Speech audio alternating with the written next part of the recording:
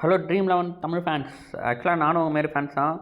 ஆக்சுவலாக அந்த மத்திய தொழில்நுட்பத்துறை அமைச்சர் அஸ்வினி வைஷ்ணவ் என்ன சொல்லியிருக்காருன்னா 19ஆம் தேதி 1ஆம் தேதியிலேருந்து நாங்கள் இம்ப்ளிமெண்ட் பண்ணுவோம் இந்த ரூல்ஸ் அப்படின்ற மாதிரி சொல்லியிருக்காரு. ஆக்சுவலாக இம்ப்ளிமெண்ட் பண்ணிட்டாங்க.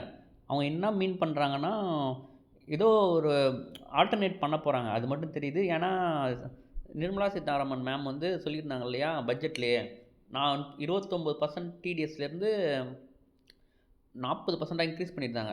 அதுக்கு காரணமே இல்லை, ஏன்னா ஏற்கனவே பேன் பண்ணியாச்சு. பேன் பண்ணதுக்கு ஏன் இவங்க டிடிஎஸ் போகணுன்னு சொல்லிட்டு நமக்கே ஒரு டவுட் இருந்துச்சு.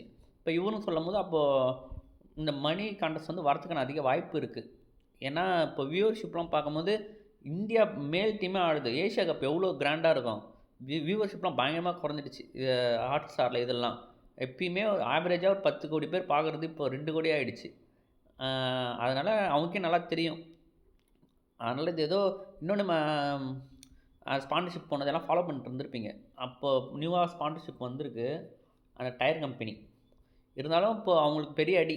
இன்னொன்று அமித்ஷாவோட பையன் தான் இதில் இருக்கார் பிசிசிஐயில். கண்டிப்பாக அவரோட டைரக்ட் தலையீடு இருக்கும் இதில். கிரிக்கெட் ரொம்ப எவ்வளோ கஷ்டப்பட்டு இந்த கிரிக்கெட்டை இவ்வளோ ஃபேமஸ் ஆக்கியிருக்காங்க. அதை இந்த மாதிரி சின்ன சின்ன இந்த மாதிரி இதில் அது திரும்ப பேக்கில் போகிறத அவங்க விரும்ப மாட்டாங்க. ஆனால் இந்த பெரிய டிடிஎஸோட திரும்ப பேக்கப் வரலாம். அக்டோபர் 1 கோர்ட்டில் கேஸ் போணுச்சு. அந்த கேஸ் என்னாச்சுன்னு தெரியல. திரும்ப ஹியரிங் அக்டோபர் 12 சம்திங் வருதுன்னு சொன்னாங்க. அதுக்கப்புறம் அன்றைக்கும் வரல. அது ஏன்னு தெரில. அது டீட்டெயிலாக அதை வெயிட் பண்ணி பார்த்தேன். அக்டோபர் 1 ஏதோ ஒரு அப்டேட் இருக்கும், வரதுக்கான வாய்ப்பு இருக்குது. பார்ப்போம்.